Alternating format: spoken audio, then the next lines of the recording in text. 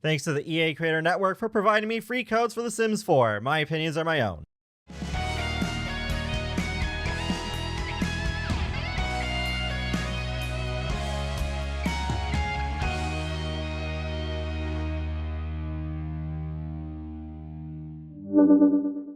Hey folks, how's it going? This is Iron Seagull here with another Sims 4 update overview. This one is for October 2024, which is the patch right before the Life and Death expansion pack.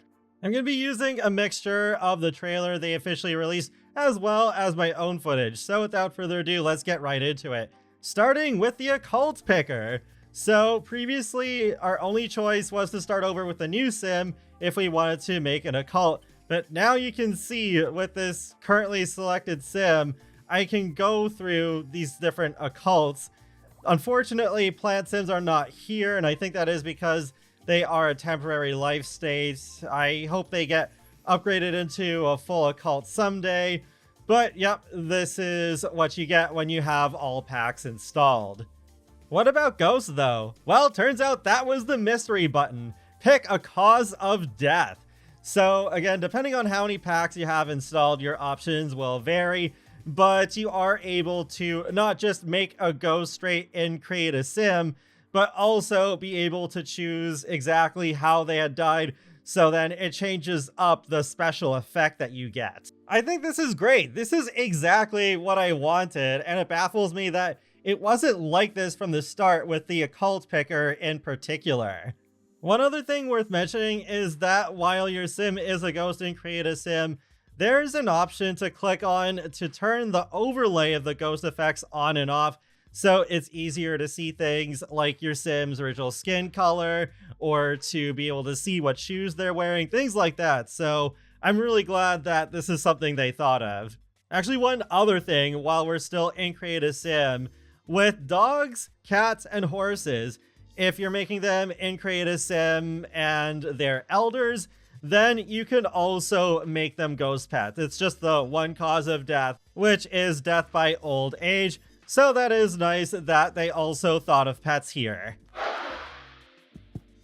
One non-ghost thing they did in Create a Sim is they added some black swatches to existing base game items, so that's a nice touch. Next up is a change to the death system, as well as how bystanders react. So for example, I'm killing off Audrey here, and then Nikki, who's on the left, and Carly, who's already a ghost, on the right, react differently because Nikki is just an acquaintance, but Carly is Audrey's spouse. So I had an invisible killer rabbit kill Audrey here, and I could already see that Carly was autonomously crying, which makes sense to me. And there are some different reactions that I can choose if I click on Audrey, like sniffle cry or stoic face or confusion. But Nikki, by default, was awkwardly viewing, and since she's just an acquaintance, there were some different options available when I clicked on Audrey. Things like curiously indifferent, confusion, and disgusted. Once the Grim Reaper has come along and done his thing, there is that new death screen that we saw in the Life and Death gameplay trailer. So you can choose to become a playable ghost straight away, or have that sim pass on as a free roaming ghost. So I did choose the option to bring Audrey back as a playable ghost, so while the grave is still there, she is playable right off the bat. And went over to the new Bonfire, which we'll talk about in a minute. With the urns and gravestones though, you are now able to change their appearance as much as you want, and it doesn't have to depend on whether they're outside or inside. So there's all the choices at the moment. Keep in mind, I don't have the Life and Death pack yet, so there will be more in that, but there's just the urn options too. And I actually do focus a little bit more on the mermaid urn and gravestones because those are brand new. Those were not in the game before, so that's cool that finally, after many years, they've given mermaids that. Even though I wouldn't say that justice has been done for mermaids fully yet, but I am glad that they have listened to the requests, even though it took way too long. And the gravestone especially, I think, is very nice. It would be great if we could see a full-on skill tree for mermaids, but I highly doubt that will happen unless they do what they did with vampires between The Sims 3 Nightlife and The Sims 3 Supernatural, where Supernatural came much later and they did add a few extra things for them there. There was that underwater diving expansion pack idea from that survey a month or two ago, so I guess it's not impossible. Anyways, with Ghost, you'll see that there's different names for the needs. So they are actually all the same ones you have as a human, just named differently. So yeah, just a nice little detail there. And yeah, you can see she is a werewolf and a ghost at the same time. I just wonder how that'll work with Life and Death installed when you have the ghost skill tree. For build by mode, they did add a new outdoor picture category in build mode called Life Event Activity to help players find content for funerals, weddings, and more. And there's a new bonfire for some reason. I'm not sure why they did this. We actually have had this object in a couple of past DLCs like Get Together and Werewolves.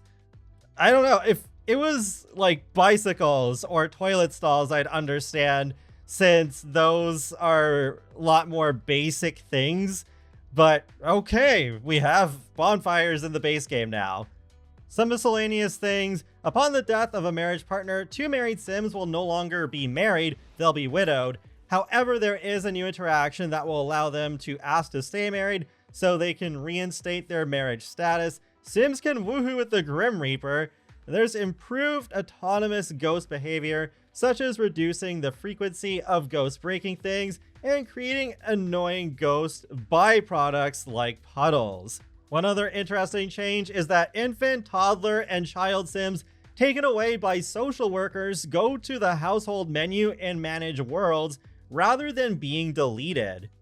And that is pretty much it. I will leave a link to the patch notes in the video description below because there are also some bug fixes, but it's pretty much identical, I think, to what we had in the laundry list. Nothing really stuck out to me that was different. However, one thing I was paying attention to was whether they actually did reduce the frequency in Create a Sim of the spellcaster and werewolf idol animations.